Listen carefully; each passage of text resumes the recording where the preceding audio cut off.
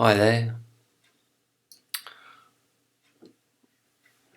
Inspector Clouseau said that he suspected everyone and he suspected no one,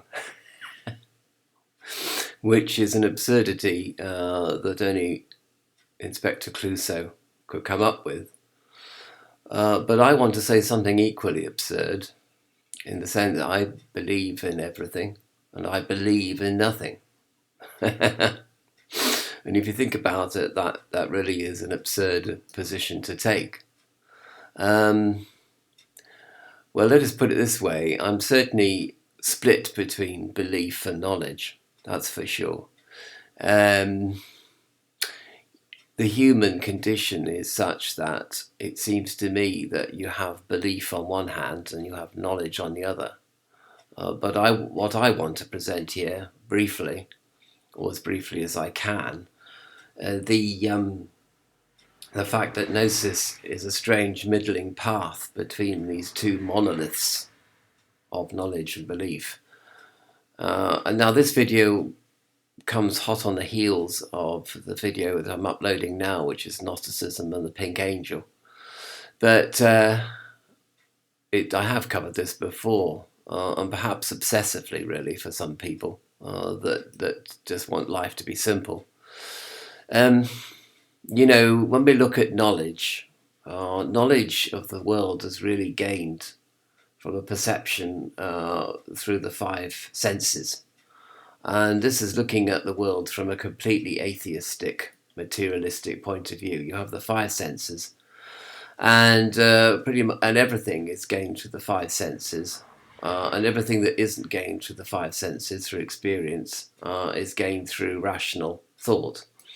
But the data that you receive through the five senses must be verified by the empirical method. And one of the points about the empirical method is independent verification, which means that if you observe something in Kansas and another group of people independently observe the very same thing in India, it's a pretty certain, pretty likely that both groups of people are observing the true set of affairs, the true set of circumstances, the true effects, causes and effects.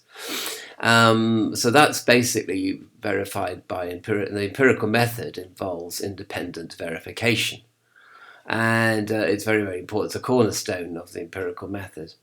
Now, of course, as we look at the five senses, certainly the five senses can be augmented using telescopes and radio telescopes and microscopes and devices that divide up or separate chemicals and particles in order for us to be observed. But whatever you're using, you're still observing everything through the five senses. It's just a bit augmented through telescopes and microscopes and atomic microscopes and things like that.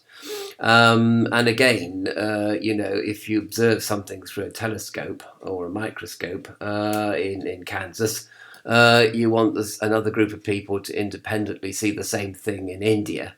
And then that's pretty much certain that your five senses are not deceiving you. So this is roughly what the empirical method involves. And the materialist really just looks at everything via the five senses.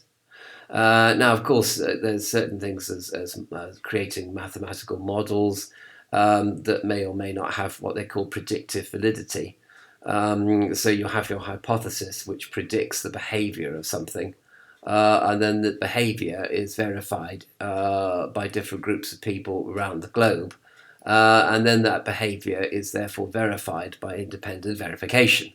So obviously, rational thought, drawing on scientific traditions, drawing on empirical evidence that you already have to hand, you can accurately or inaccurately predict the behavior of causality and the behavior of the tendency of systems to change over time. Now, of course, I can't really go into the philosophy of science because it's hideously complicated. And of course, that there are detractors and people that try to become sophists and try and point out that science is a belief system, which I'm not going to go into here either. One of the things, though, that does arise from the materialist point of view is that obviously, when your brain dies, you lose everything, and you lose consciousness when your brain dies, and therefore you can no longer go on assimilating data from your five senses because they no longer exist. And of course, so I put here an interesting box: released on self-preservation, because ultimately, you're going to die, and that's going to be everything gone. And so, whilst you have a self-preserving instinct, at some point you sort of release on it on one hand, and you live in the here and now, and you enjoy life, and you pursue happiness in accordance with the Constitution of the USA. But on the other hand, you use science and technology to prolong consciousness for as long as you possibly can, to prolong human life. Um, and so here we have a sort of contradiction, because on one hand you're quite prepared to atheistically release on self-preservation. You don't have any pretensions that you're going to survive death as an individual, and perhaps not even as a species either, because the species of humanity, Homo sapiens sapiens, could well end at some point as well. But you're also going to try your damnedest to prolong consciousness for as long as you possibly can, to prolong life as long as you possibly can, and obviously to maintain the quality of life on one hand and to improve it on the other. So this is the simple life of the materialist and the atheist. Is sort of, I believe in nothing. I mean, the belief doesn't come into it really. And I mean, I suppose a certain amount of trust comes into the data that you're receiving via your five senses. If you're not hallucinating, then peculiar things that happen must be explainable by some means or other. But apart from that, you believe your five senses, you trust in them, you trust in your science and technology, you trust in your radio telescopes and your microscopes, your atomic microscopes, and you pretty much trust in predictive validity, independent verification, the principles of empiricism, and that's pretty much okay. But you realistically don't, you're pretty much certain you're not going to survive death in any shape or form. Even the species might not survive extinction, but you're going to try your damnedest to make sure that the species doesn't become extinct anytime soon, on one hand, and that you and your loved ones maintain your consciousness and your life and a good quality of life and your happiness for as long as you possibly can. Bearing in mind, of course, that an action is good insofar as it maximizes the happiness of the greatest number, which is the revised utilitarian moral argument. And so all well and good. So I don't believe in anything. I don't believe in belief. I just believe what my five senses are telling me.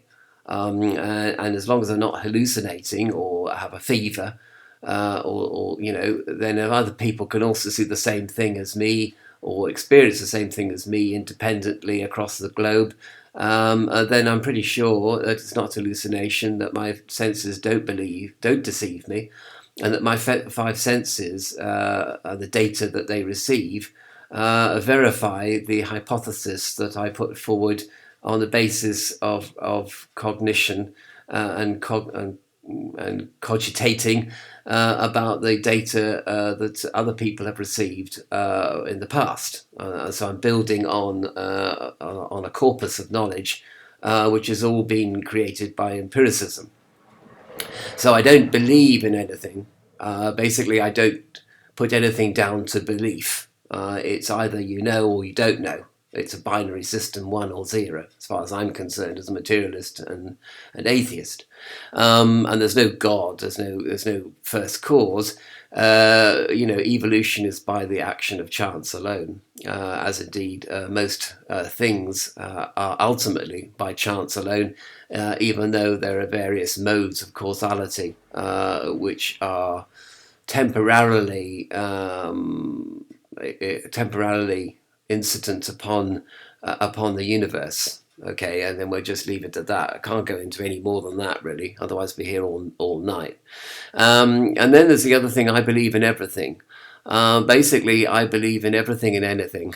And I believe in belief. If what we believe is true, says the ridiculous lyric of some boy band that I've never forgotten. What we believe is true, and we look at belief. Basically, believe in anything and everything.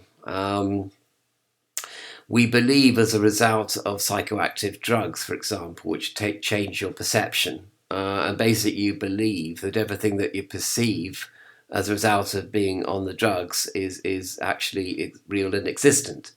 There are belief systems which arise, and traditions of belief systems which arise from experience. And these belief systems are to do with peer group, are to do with peer acceptance.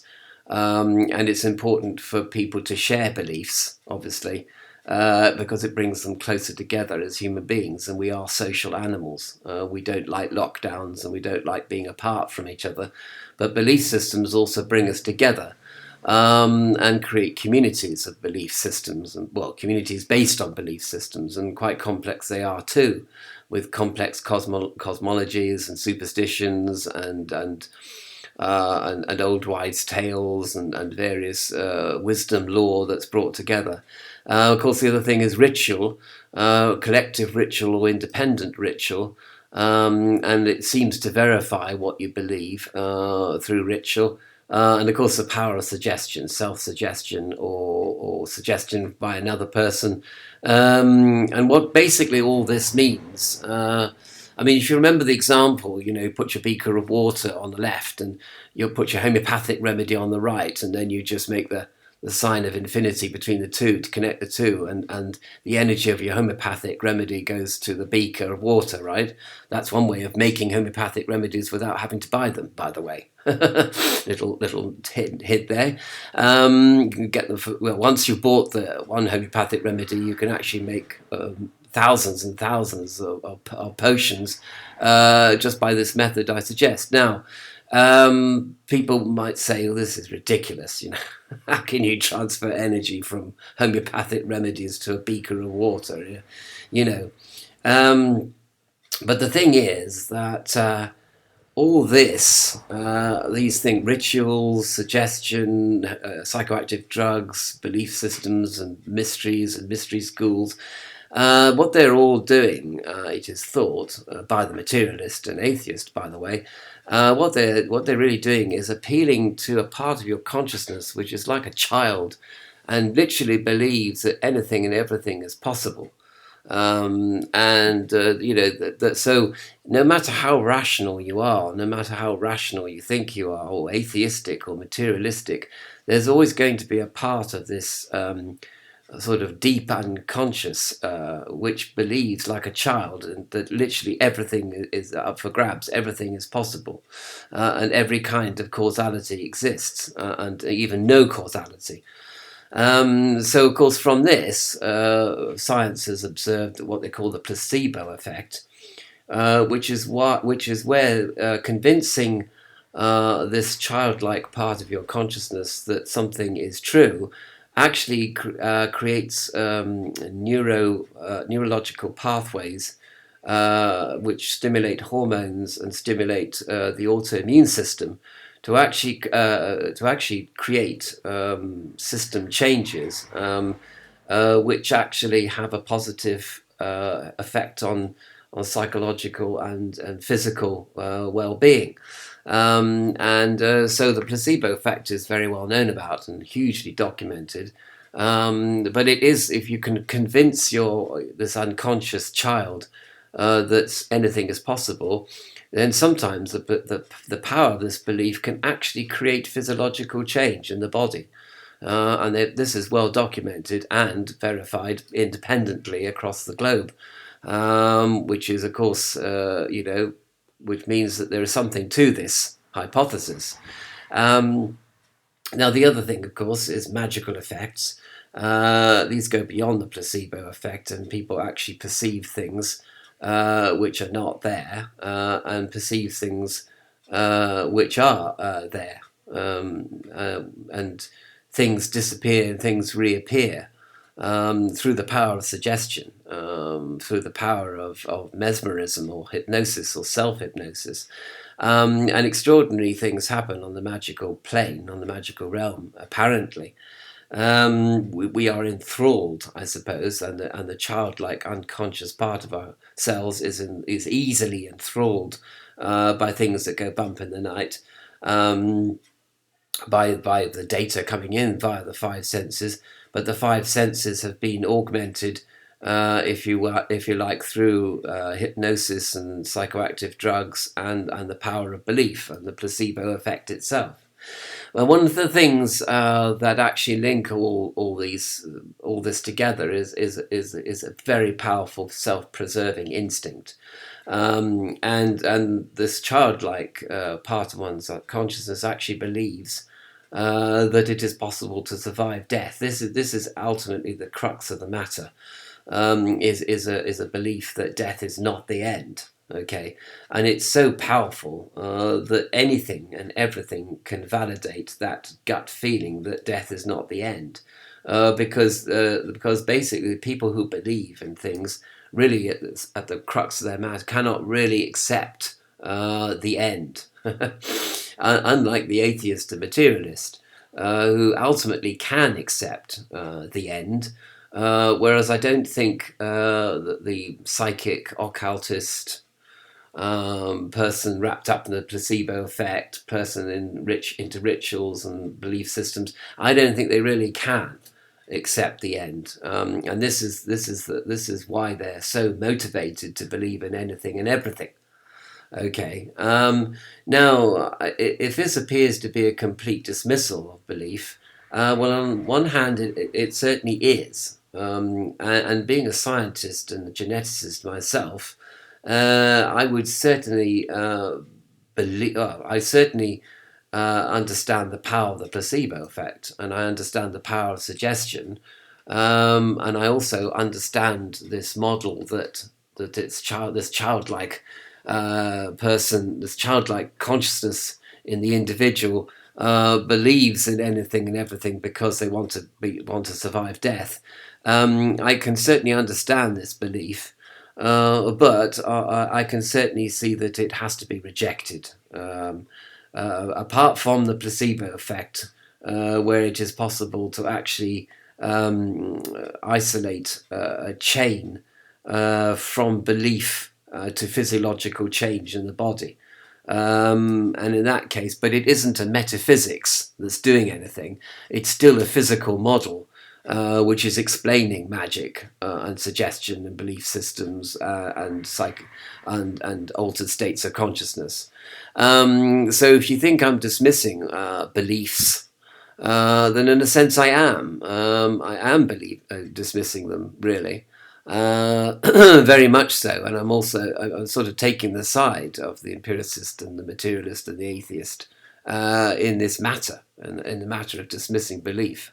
However, this video is called The Strange Middling Way of Gnosis, because between these two great monoliths, unshakable monoliths of belief on one hand and knowledge on the other, through science and technology, you get this little path, the straight arrow path to gnosis of God and heaven, and angels and Holy Spirit and the Holy Grail and the vision of the Holy Grail, and the homusios, the stuff of spirit, and it goes between these two massive monoliths. So is it knowledge or is it belief? It's certainly not knowledge in the empirical sense of the word, because there's no rational and empirical evidence for the existence of God or heaven or the Holy Spirit. and people who say that there is evidence are using science as a way of propping up their belief systems, because they don't want to die, basically.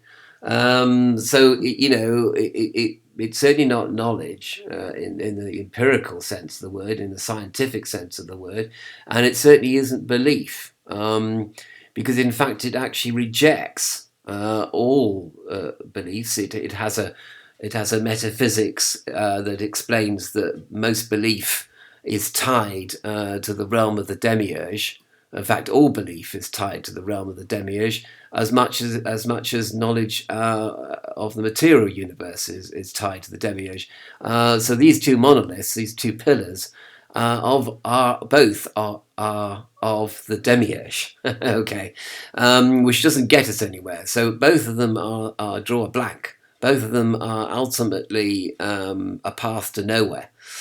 So belief is not going anywhere, and science is not going anywhere, although science is trying to preserve life as long as it possibly can. And belief is convinced that there is more life in the old dog yet, sort of thing. But they're both wrong. A plague on both your houses, sort of thing, to quote Shakespeare.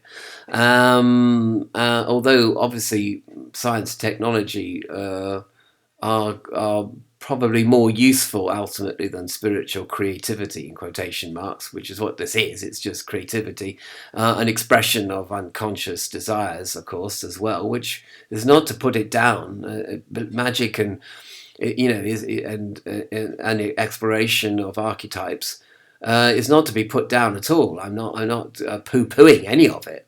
Certainly not poo-pooing the placebo effect, because that really is documented and is so really, really powerful. And the neat thing is about the placebo effect is that no matter how rational the person is, they can still be hypnotized. They can still be affected by the placebo effect. They can still be influenced by traditions of belief systems drawn from psychic experience, so-called, and it's very powerful. Belief is extremely powerful because it draws on the instinct for self-preservation, which is incredibly primitive and powerful to every sentient being on the planet, to every animal on the planet, from the earthworm, from little hydras up to us, and the whales and dolphins on the way. None of us want to die. None of us want to die forever. Which is what, so your self-preservation kicks in and it says, well, I can't die forever. There must be something else, okay? And some people have an experience, a Gnostic experience. But what I'm saying here is that Gnostic experience is in a different category to either of belief. It's knowledge. It's not knowledge. It's not belief. It's in a special category, completely separate. And yet perhaps drawing on both, drawing on the experience of the five senses on one hand, and drawing on beliefs to cloak the experience in a language which is perceivable by the conscious mind, which I've also covered before. But I mean, maybe this video is going to be completely useless to you, because you may say, I don't really care. If it isn't knowledge or belief, I don't really care if it's a separate category. I'm just going to go with the belief side of things, which you haven't exactly dismissed, in the same way as you haven't dismissed technology or science, because otherwise you wouldn't be making this video with all the technology required to make this video and to transmit it across the internet. So you haven't rejected science and technology, and I haven't. Neither have I rejected belief. I'm just saying that there is a category called Gnosis which transcends both knowledge and belief. But it is a strange middling way. It's a middle way between belief and knowledge on one hand, and it's certainly mysterious and strange, because you can sort of see, well, what is left when you take away your five senses and you take away your beliefs and you take away your hypotheses and your empiricism. What have you got left? What is there left? But there is something. God is that which remains. When you take away all these things that are human, and consider the divine instead, which is transcendent of everything that is human, or is it, then you arrive at a concept of gnosis, a negative concept. It can't be anything. It's something. It's based on a rejection of everything else, and that which remains, is the reality, the underlying reality. So I don't know whether perhaps this video itself is suggestion, is hypnosis. I don't know. Perhaps this whole video is has a placebo effect. Now you're looking for gnosis, which transcends belief and knowledge. However, the one thing to bear in mind now is to remember that gnosis looks for you. You don't look for gnosis. They call you. You don't call them. Okay? And that, I think, puts a whole new perspective on this discussion altogether.